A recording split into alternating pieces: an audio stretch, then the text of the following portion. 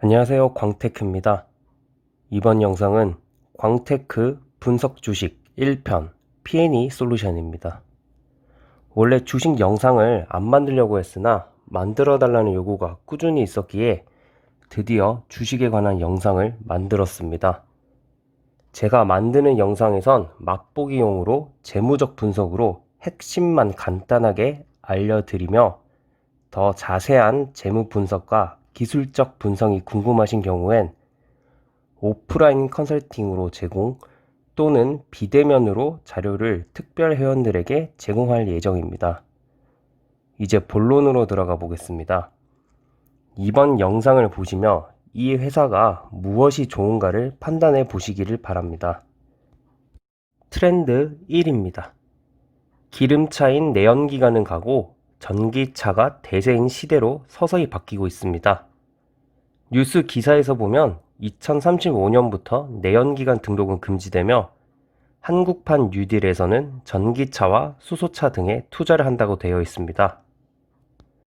트렌드 2입니다. 전기차는 단순히 우리나라에서 뿐만 아니라 전 세계적인 추세죠. 현재는 생산량이 비교적 적지만 5년 내로 지금의 몇 배 이상 시장이 커질 것으로 예상이 되고 있습니다. 전기차 시장이 커진다는 것은 곧 전기 배터리 시장과 전기 충전기 시장이 커진다는 의미입니다. 트렌드 3입니다. 최근 한국판 뉴딜 정책을 정부가 발표했죠. 국가 추진사업 대상에 선정되어 성장이 유망하면서도 확실한 분야입니다. 특히 전기차, 수소차 등 그린 모빌리티 보급 확대에 힘쓰며 충전 인프라에도 투자하겠다고 나와 있습니다. 전기차 시장의 성장성에 관해 설명해 드렸으니 이번에는 석유왕 록펠러에 관해 이야기를 들려드릴까 합니다. 전기차 얘기하다가 갑자기 웬 석유왕의 록펠러 얘기를 하는지 생뚱맞으실 겁니다.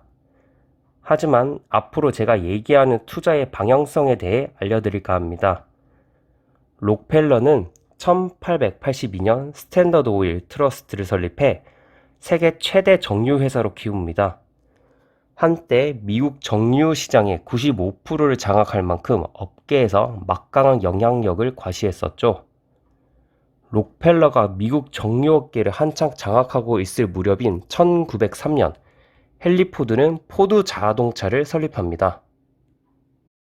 그리고 1908년 세계 최초로 대량 생산 시스템에서 만든 T형 포드를 출시하죠. 록펠러는 T형 포드에 큰 관심을 보였습니다. 자동차 대중화 시대가 곧 열릴 것으로 예상했기 때문입니다. 록펠러는 인프라스트럭처의 중요성을 아는 사람이었습니다.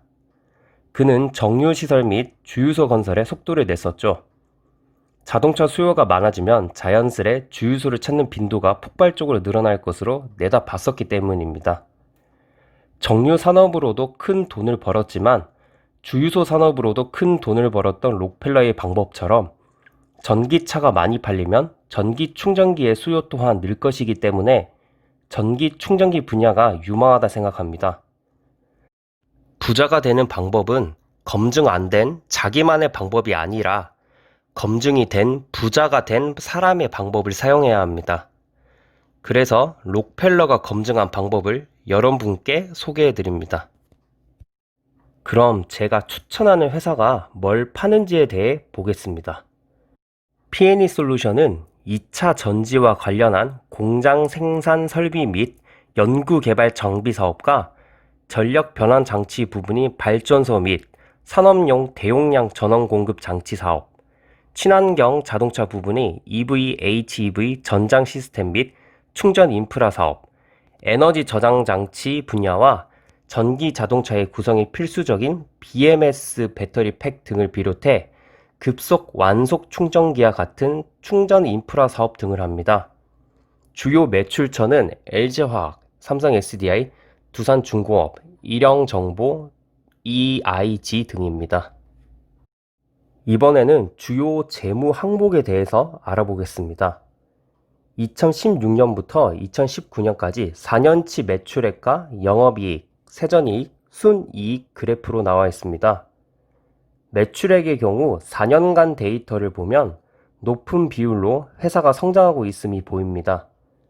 2016년도 때 약 468억에서 2019년 약 1,500억대로 3년 만에 3배가 되었습니다.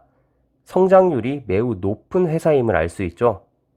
영업이익도 2016년도에는 약 40억에서 2019년도에는 약 180억대로 성장했고, 세전이익과 순이익도 3년 만에 성장을 많이 했다는 것을 알 수 있습니다.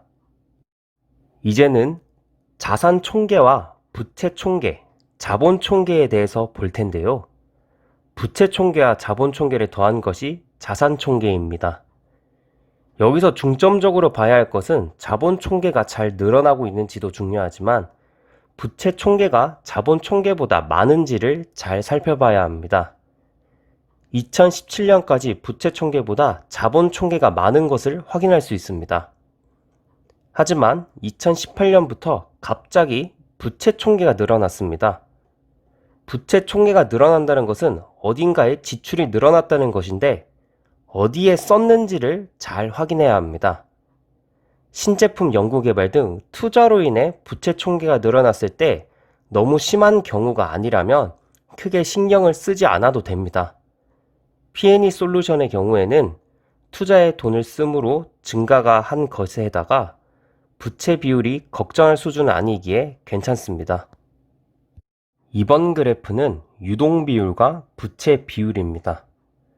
부채 비율의 경우 2017년까지는 100% 이하로 매우 안정적이었다가 2018년부터 투자가 증가하며 부채 비율이 증가하였다가 2019년부터 감소 추세입니다.